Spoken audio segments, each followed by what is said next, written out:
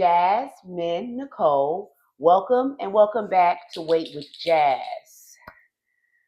Oh, so this is week 18, 7.5 Tirzepatide maintenance update post surgery. So the surgery did occur.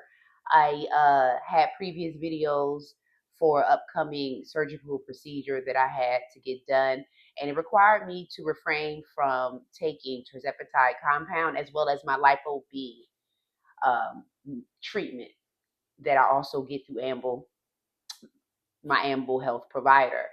So I refrain from the injections because both are injections. One is subcutaneous injection, which is the Tirzepatide compound, and the Lipo B is an intramuscular injection.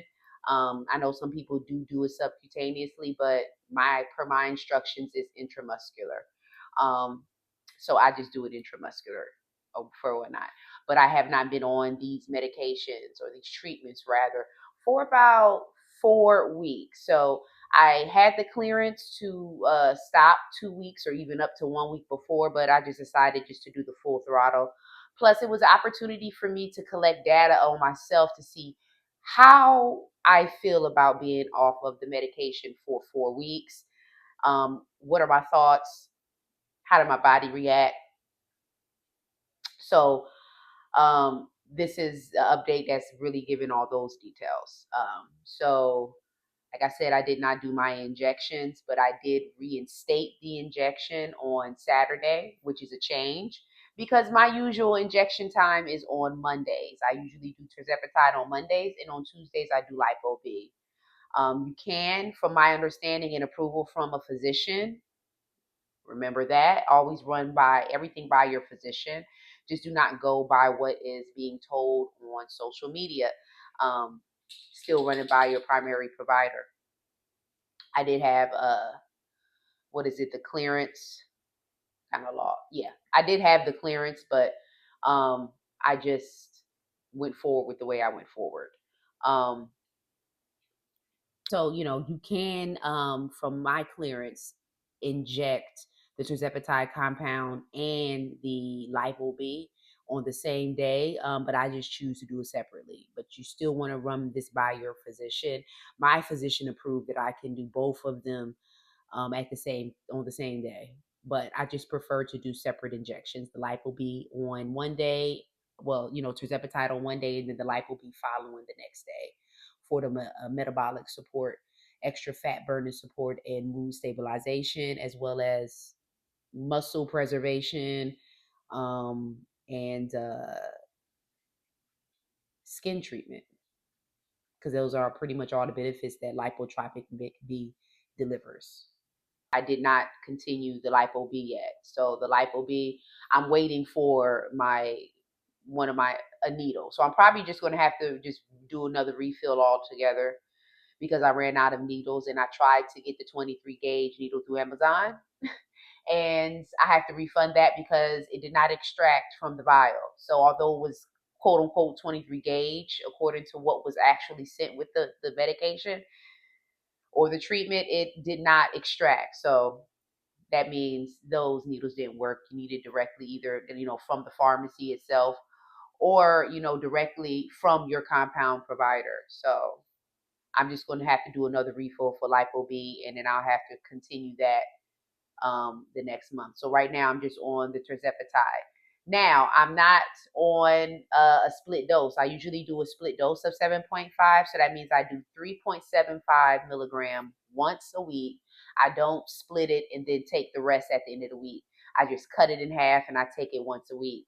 And I've been doing that for a long time since I am in maintenance, between the weight range of 125 pounds and 130 pounds is what I'm pretty much successfully maintaining at this time. I do give a little allowance, maybe 125 to 135, just that 10-pound allowance. Although I do not intend to hit 35, but because 135, but because I do have lipedema, sometimes that takes an effect, and it did previous weeks ago, which influxed my weight pretty much for about 7 to a 10-pound range. So I end up going up to 132-ish because my legs were swollen. So once that went down from my water pills, etc., then I went back to my 120, 120s range for my maintenance. So taking my comorbidities into effect, taking that into consideration, that's why I have that leeway there. Like I said, I don't intend on ever getting to the 135, but sometimes things happen, like I said, in light of the lymphedema. But most of the time I try to keep that completely under control with, with my water pills. What else? I did not do the lipo B yet. Reinstate the lipo B. Okay, feelings on being off of it. Appetite suppression for the number of 4 weeks. My appetite has been increased in general. I haven't been on the shot. The shot has been still in my system, whatever the remnants of it that's left. And sometimes it may slightly reactivate or deactivate, meaning that like I feel it sometimes and then I don't feel it. For the most times, I don't feel it in this entire 4 weeks. I was not really feeling suppression at all. So it was really operating on my own natural GLP-1 hormone that I had to trigger. You know what I'm saying? I have to pretty much work from the gut here to make sure that I sustain a certain level of appetite suppression and then try to dead out some of the food noise. So I was still dealing with the increase of appetite suppression, and then I still was dealing with the food noise. The food noise was still up there, which is why I need to titrate up to 5 milligrams. So this week I administered 28 units instead of my usual 18.75 units for 3.75 milligrams, so I can titrate up to 5 milligrams so that I can have a better control of my food noise. So let me say that again. I titrated up and I administered 28 units instead of my 18.75 units for the split dose of the 7.5, which would give me 3.75 milligram. I needed to increase it to 5 milligram. So I still have leftover Tirzepatide compound before I do a refill requesting a 10 milligram dose so that I could titrate off of that. So I just went ahead and I'm using the remaining of my Tirzepatide now, the 7.5. So I'm dosing off of that. I dosed the 5 milligram off of the 7.5, which I did 28 units. That's like a guesstimation of about 5 milligram, maybe a little bit over 5 milligram, but that's what I put in. And when I injected it on Saturday, because I changed my dosing schedule, I didn't really feel the effect, surprisingly. I was eating on Saturday. I ate my maintenance calories, okay? I was hungry. I was waiting to see when was the effect going to kick in. I'm like, okay, when is the suppression about to kick in so I'm not eating as much? I really shouldn't be able to eat my full maintenance calories. I would think I would, need to tailor off a little bit, but the spirit of eating was still on me. And that sometimes happens with these medications. But you wouldn't think that being off of it, you would think my body would have a reset, right? And it would just jump right into suppression, like right then and there. It didn't. So it could just be my body's adapted to it, or the medication is losing some of its potency because I've been stretching this medication for a little bit. I mean, it could be a number of those factors, like that still can happen, the longer your medication sits. It still works, but it still may lose some of its efficacy, its potency, as it may not be as strong as it was when you first got the prescription, even though you have a bud date. You know what I'm saying? So you got to take that in consideration too.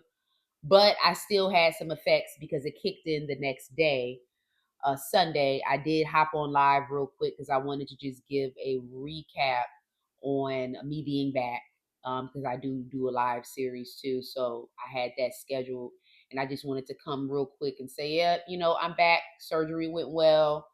This is what happened. It was just a quick check-in. It wasn't my usual lengthy live. So if you're interested, you can check that out. But I wanted to make sure I did a full video of a week 18 update, post-surgery update, reinstated medication after surgery, um, plans and to continue, maintaining weight through healthy systems of practice, even post-surgery. See, sometimes when you have situations like this that come about, people can kind of end up going backwards. It could be a halt in their journey or their lifestyle, or they can end up going backwards because they are on hold. You know what I'm saying? They're not exercising, with reason, because you just had a procedure. You're going to be minimal with activity in general. So this is why I need the medication to make sure my suppression is on point, so that I'm not um, eating aggressively within the appetite suppression increase. You know what I'm saying? That I'm not feeding fully into the food noise, and then I'm not able to counter it with physical activity like at the level that I'm usually doing it. So I do physical activity, but I do walking, low impact during this recovery period of 4 weeks. So it'll just be low impact walking, or my mini stepper, which is low impact. I don't exude strenuous activity on that. And weight training, definitely nowhere near at the level I was. So it's not that weight training that you guys see me doing pull downs, me doing deadlifts, me doing sumo squats with 50 pounds. I can't get to that yet.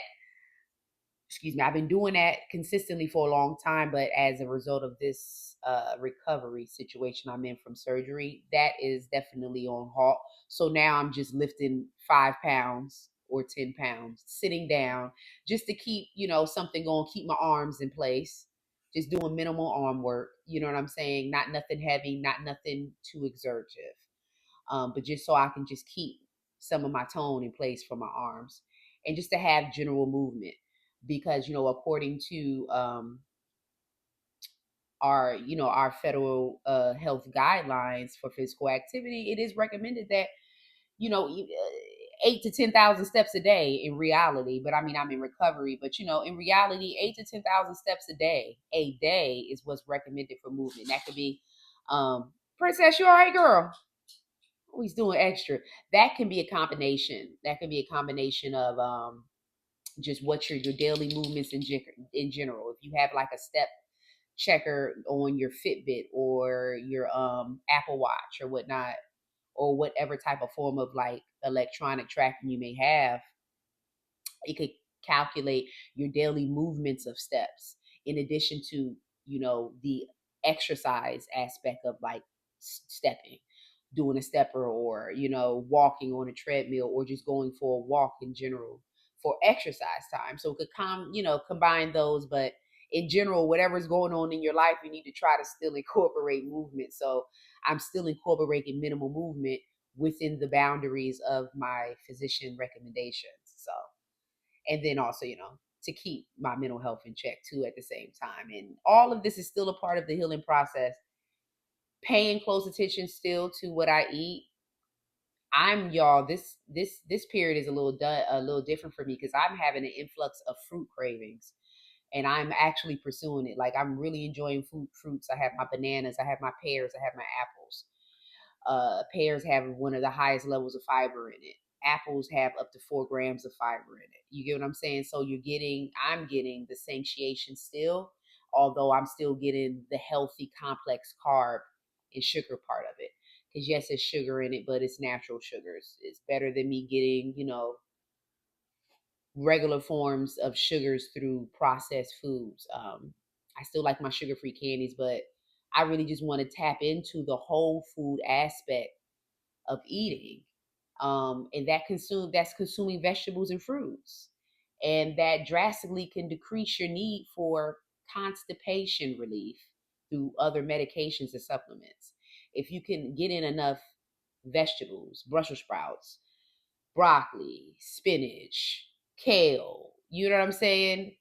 Collard greens, string beans, get in greens, because that's high in fiber as well. Many of the main ones I've listed are high in fiber, as well as the fruits. Fruits are high in fiber too. And I know people are on a carb conscious tip, but if you are welcoming complex carbs as a vital part, macronutrient in your lifestyle, then the fruits you definitely want to welcome. Now, if you are diabetic, you want to stay cautious of some fruits because of the sugar content, and you don't want it to, offset your blood sugar levels, insulin, etc.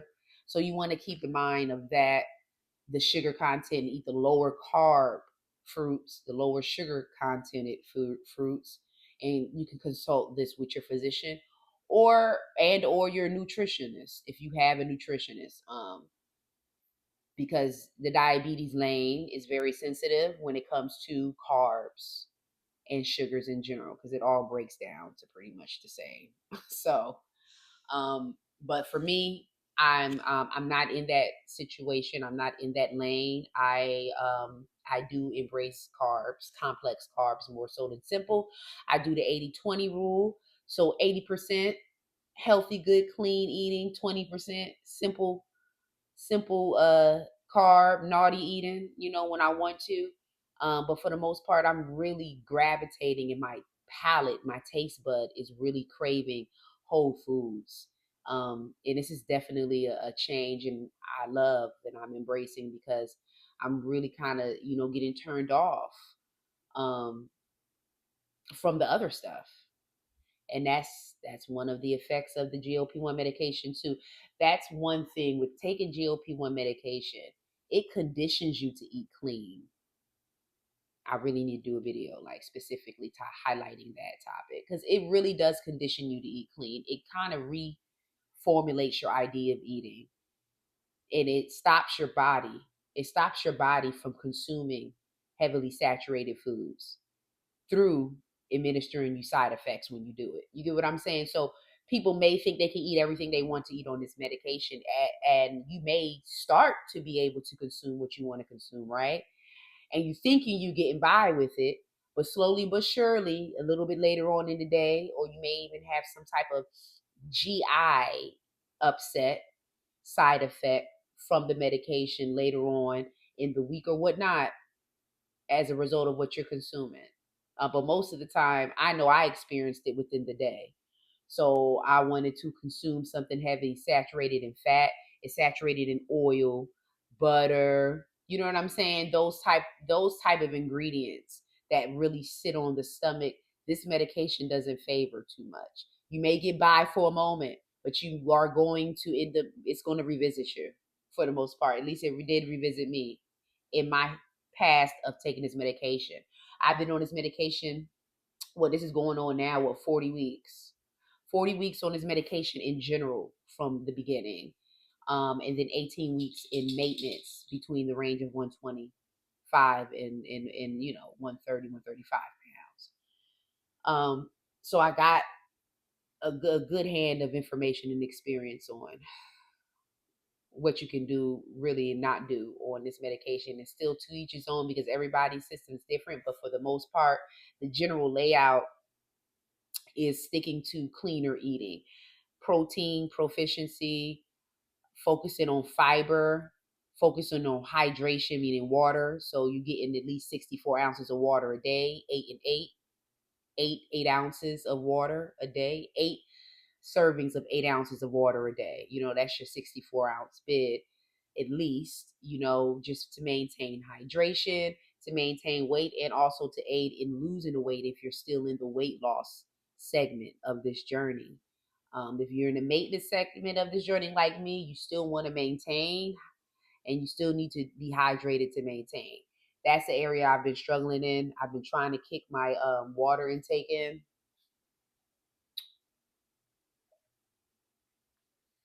especially previously being off of this anesthesia, because anesthesia promotes dehydration. All this, okay, in addition to medications, child. So I've been parched, and I'm on this GLP-1 again. So I'm dealing with the reminiscent effects of the anesthesia, dehydration, thirst, and I'm dealing with the thirst from GLP-1 medication, because it prompts thirst. It makes you need to continue to drink fluid, because it makes you think you're not thirsty, but you are. Okay, and I be feeling the effects of dehydration.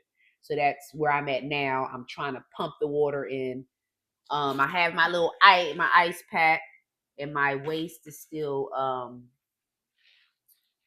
bandaged up. I will be removing that dressing soon. So just going through the woes. Just going through the woes of life, when life is life, and you still gotta manage your maintenance within life. This is can be a challenge. I'm up for it, and I'm not going to let anything sway me from having a successful recovery and still maintaining my weight loss, because this is not a game for me. Okay, and I know it ain't a game for y'all, but it's not a game for me. This is a permanency for me. Okay, so I'm gonna, make sure I have all the principles and practices down so that I can continue to maintain in a way, in a sense, kind of like effortlessly, because I don't want to be so mentally bound down either, y'all. I want freedom a little bit with eating, which is why I needed to titrate up a little bit too, as far as like freedom thinking of food, not being so digitized on calculating everything, maintaining everything, because I'm working without suppression. So if I'm working without suppression, I have to work harder mentally. You feel me? So, I got to channel the natural suppression more. Still got those principles in place, but I need that extra aid, that extra micro dose or that low dose, so that I can just have a little bit of a comfort. You get what I'm saying? Like, I need to have a comfort for me. And that's just what it is, permanent comfort. This is a part of my lifestyle maintenance. It's like people have their maintenance that they do every month regarding their beauty or whatnot. This is a part of my maintenance plan.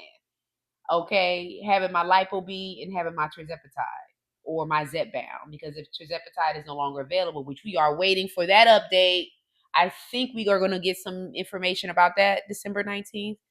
I believe that's the date, but it's going to be in December. Can't confirm that 19th, but I think it's the 19th. We should have an update, the FDA making a response in regard to Tirzepatide being removed from the shortage list officially, or being placed back on, or continuance for further investigation. I hope it's a continuance, so that it continue the production of Tirzepatide compound that's continuing now, because the compound can still be permitted for production during this legal trajectory. So it's permitted to be used. And produced. So we should have an update on that. But if that goes away, I will be on Zepbound again. I will be on a Zepbound pen, or I will be on a Zepbound vial. It's just simple as that. I already have my prescriptions pending. It's already pending, okay? Because I was on it already. So the renewal of the Lilly Savings card is already in effect. So you get what I'm saying? It was December means it's time for renewal. So, I already got those resources in place in case I got to tap back into Zepbound. Hope you do too, because that's just what it is. I got to have an option outside of the Tirzepatide compound, because I'm really not favoring messing with semaglutide. And semaglutide is still going through its situations with the legal thing on the banning list, possibly, and all that. So we don't even know what's going on with the trajectory of semaglutide as well. So that's still up in the air. I don't know if that's going to be available. But, regardless, I know that I will end up going to the name brand. Now, I know there's a whole bunch of tension on this Tirzepatide and semaglutide, but there are new hitters coming into the game. New hitters coming into the game that is beyond retatrutide. Yes, retatrutide, but oh man, I'm not in front of my screen right now. There are a number of newly GLP-1 related medications coming into the game. I was just looking at this information earlier. I wish I was in front of my computer right now. Of course, retatrutide. There is another one that is still targeting GIP and GLP, and it's supposed to be a 1 month injection. And it's supposed to last longer, which is why it's only a monthly injection. And it's supposed to, I believe it's good so far in the clinical trials, it was giving 15% plus of weight loss within the clinical participants. There are a number of names. It's not Caragrisma either. I think one begins with a C. But this one I'm talking about is another one. It's about 3 or 4 of them coming out. Y'all, people are coming into this $100 billion game. I don't want to say game, but for the investors, to me, I equate it as a game, because it is just on a high level. Okay, they want to help patients, but they know helping patients is putting them in the ching ching arena. Ching ching. Everybody trying to get into the $100 billion market. That's projected to go even higher. My goodness, you don't know if it's going to even hit the $1 trillion mark eventually, with the levels of obesity issues that we deal with globally, and how this medication is affecting global markets. You see what I'm saying? Like, this is a big GLP1, GLP2, whatever, you know what I'm saying? GLP is major. It's major, and it's not going away. And I honestly don't think, we don't know, that the compounds are going to be limited anytime soon. I don't think, because it's just, people are not receiving the medications, the brand medications, even though they're available. It's just, it's such a high demand. I think that's on the tip that the judge should be considering. It's such a high demand where the distribution process can still be delayed, and the medication cannot still get to the patient just because of the demand, and it's not enough time, so people are still receiving delays. So I mean, I don't know, we'll see, but nevertheless, I know this is going into a lengthy video, y'all. I wasn't expecting this to be that long. But I need to give the full bit of an update on me so far. I've maintained my weight, like I said. I don't know if I said it already in the beginning of the video, but I've maintained my weight range. So far, so good. Um, and that's pretty much it. I'm rooting for I'm rooting for the continuation of Tirzepatide, so I could put my script in and put my script in a few weeks. We're gonna see. If not, then the script will be going to my physician for Zepbound. Either way, Jazz gonna be on the GLP1. Okay. I shout out to people who ain't on it and maintaining off of it. I wish I could be you, but I cannot, so I gotta be me. And my long-term goal is eventually inject once a month. That's my long-term goal. And I definitely have heard of people in that same lane. They finally, they got to the injection point of just once a month, and it seems to work out for them, and they're maintaining their weight. So hopefully that'd be my future, my future situation. But until now, I'll be bi-weekly in it. And if something change and that don't work, it'll go back to 1 week. That's one thing. You got to really watch yourself with these medications, because sometimes you might just have to flip back and forth, y'all. You may have the intention for bi-weekly and see, oh, that stopped working, I need to go back to going once a week. So, you just got to be mentally prepared to fluctuate if you need, in accordance to your needs. But that's pretty much it on my week 18 Tirzepatide update. I will see you in the next video. Be real.